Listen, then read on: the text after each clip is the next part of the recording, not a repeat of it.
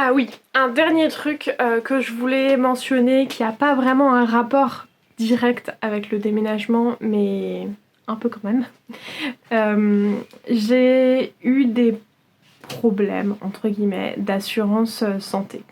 C'est-à-dire qu'une fois que j'étais plus assistante de français, j'ai dû m'assurer moi-même, enfin payer moi-même l'assurance, ce qui est logique. Donc j'ai dû faire ça à partir du 1er juin de l'année dernière, parce que mon contrat d'assistante finissait au 31 mai de l'année dernière. Donc je m'y étais prise un petit peu en avance et tout, et en fait, quand j'étais assistante, on avait donc une assurance qui était fournie avec notre contrat et tout, et cette assurance, c'était une assurance privée. Et donc en Allemagne, quand vous êtes assuré dans le privé, vous êtes obligé de continuer à vous assurer dans le privé.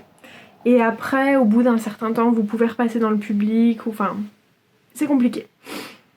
En tout cas, j'étais obligée de continuer à m'assurer dans le privé en étant indépendante, n'étant pas salariée. Donc ça a été très compliqué de m'assurer dans le privé. Je sais pas pourquoi, l'assurance... Alors, au départ, il y a eu des problèmes dans le sens où j'ai essayé de m'assurer dans le public, mais ben, ça n'a pas marché, donc j'ai perdu un peu de temps. Et après, avec l'assurance privée que j'ai choisie, ça a mis un temps fou. Je vous passe les détails, j'en ai oublié moi-même la moitié. J'ai fini par être assurée avec 4 mois de retard, je crois, donc 4 mois de cotisation à payer d'un coup, vu que comme j'étais censée être assurée depuis le 1er juin, même si j'ai vraiment réussi à signer les papiers et tout, je crois genre en septembre ou en octobre, j'étais obligée de payer les cotisations depuis le 1er juin.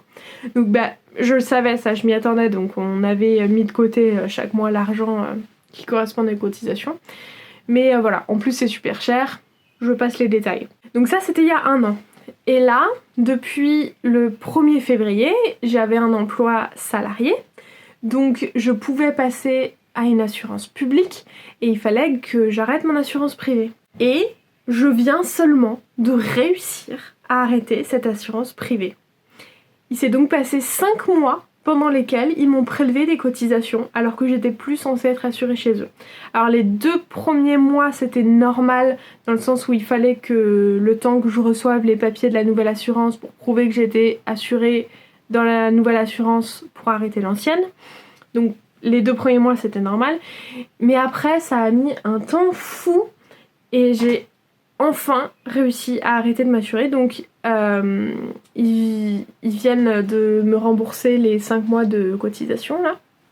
Donc ça c'est une bonne chose. Au moins pour le coup, une fois que ça s'est vraiment fait, que j'ai eu la confirmation que l'assurance était arrêtée, le remboursement est arrivé genre 3 jours après. Là pour le coup, j'ai rien à dire, ils ont remboursé très vite. Mais bref, ça a duré 5 mois cette histoire, et donc les 3 derniers mois c'était une énorme source de stress pour moi. Et je pense que je me rendais pas... Enfin, j'étais stressée, mais je me rendais pas compte à quel point ça impactait mon moral, enfin ma vie quoi.